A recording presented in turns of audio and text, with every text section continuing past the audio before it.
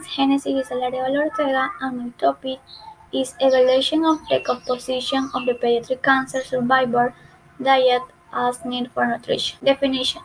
Cancer is a large group of diseases that can start in almost any organ or tissue of the body when abnormal cell ground uncontrollably go beyond their usual boundaries to invade adjoining parts of the body and/or spread to other organs. The latter process is called metastasizing and is a major cause of death from cancer. Pediatric cancer occurs between birth and 14 years of age. These cancers are very rare and sometimes differ from adult cancer in the way they form and spread, as well as they are treated and respond to treatment. Diet. Diet is the mixture of solid and liquid foods that an individual or group consumes. Its composition depends on the availability of food, its cost, eating habits, and the cultural value of the food. The best way to define diet is that it's the food that a person normally eats. Whether a person makes good or bad choices, these things make up their diet. 1 out of every 2 men and 1 out of every 3 women will be diagnosed with cancer. But despite those huge numbers, most individuals don't know what that really means.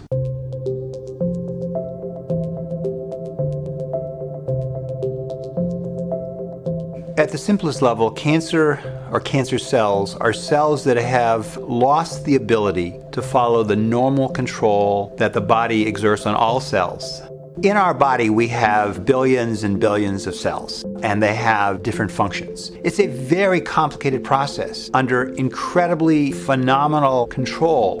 And if something goes wrong and that control is lost, and particular cells escape the normal control mechanisms, and they continue to grow, and they may spread, that's what we call cancer. Those cells together, we would call that a tumor.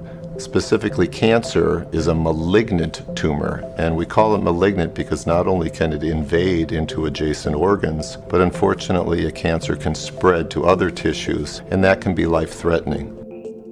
Cancer can actually occur anywhere in the body because there are cells everywhere in the body. In women, one of the most common cancers, of course, is breast cancer, and in men, prostate cancer.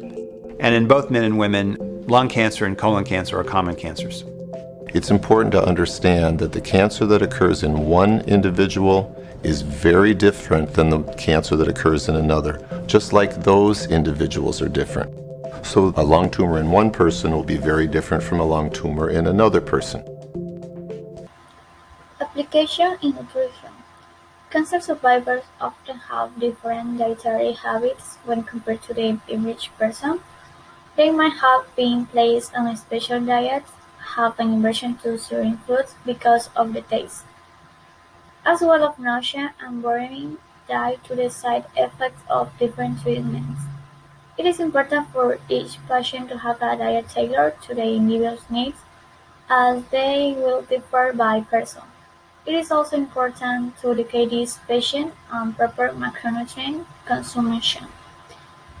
Among survivors of childhood cancer, preliminary studies suggest that better quality diets may result significantly improved clinical outcomes in the long term. Children with cancer need protein, carbohydrates, fat, water, vitamins, and minerals.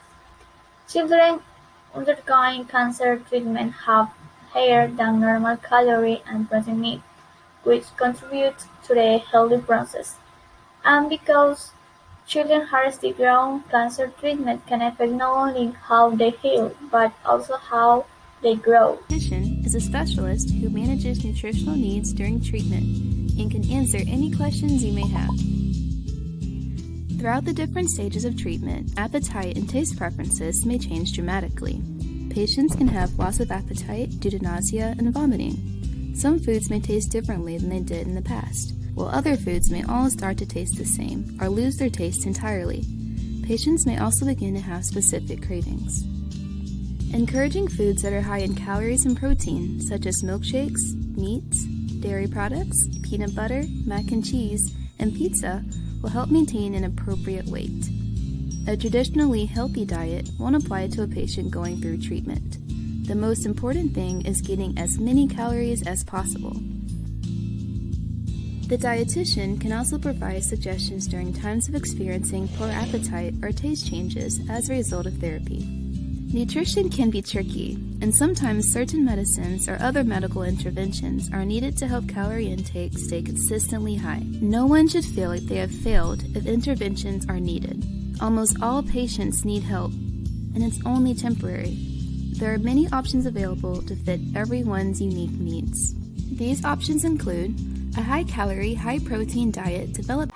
Pros: preventing and resolving nutrition deficiencies, achieving a healthy body weight, preserving lean body mass, reducing side effects related to nutrition, and increasing quality of life for cancer survivors.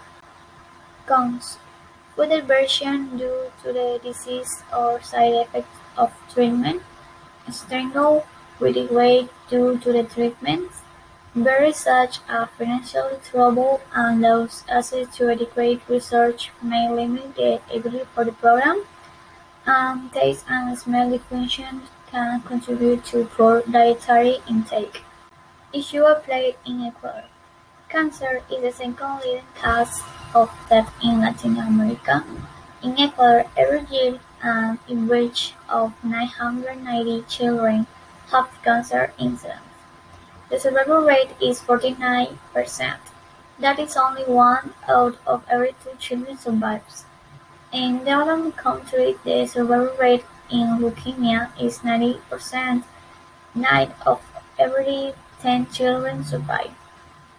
Malnutrition affects 15% of children with non-metastatic cancer, a factor that makes them more vulnerable and hinders them to overcome the disease. Malnutrition in cancer patients is due to three main groups. The first one relates to nutrients, their deficit, metabolism, and absorption alterations. The second group due to the presence of cancer cachexia, and the third group relates to the tumor, the patient, and the treatment procedure. I'm going to talk about nutrition goals during cancer treatment because a common question I receive is, what can I eat and what should I eat? And we want you to be able to eat your best to feel your best during cancer treatment. The three goals are eating adequate calories to prevent unplanned weight loss, increase protein, and increase fluids. Adequate calories is important because you need energy for tissue healing and repair. So it's a good idea to eat intentionally during treatment. That means sometimes you may have to eat according to the clock instead of according to hunger cues. You'll be weighed about once a week when you come to clinic or infusion, and most people's weight goes up and down a little bit, but what we want to do is prevent deep dives or increase in weight. The second goal is increased protein. Studies have shown that those going through cancer treatment have a higher need for protein. Protein comes from your animal sources, skinless poultry, fish, limiting red meat, but using it not more than 18 ounces per week, not forgetting about nuts and seeds and legumes, as well as dairy and plant proteins as soy and soy yogurts. To determine how much protein you need, it's about 0.5 gram of protein per pound of body weight. So for instance, a 150-pound person would need at least 75 grams of protein a day, and a 120-pound person, 60 grams. We weigh ourselves in pounds and you measure protein in grams. And to make sure that you get adequate protein, a tip is every time you have a meal or a snack, make sure one of these protein foods is part of that meal or snack.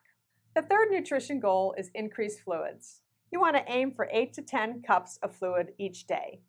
Fluids can be anything that melts at room temperature. Your go-to will be water, but it could also include seltzer water, 100% fruit juices, broth-based soups, smoothies, and decaffeinated teas.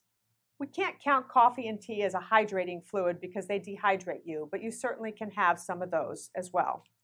Conclusion: a healthy diet is important for cancer survivors because they may have a higher risk of other health conditions such as heart disease, type 2 diabetes, and weakening of the bones.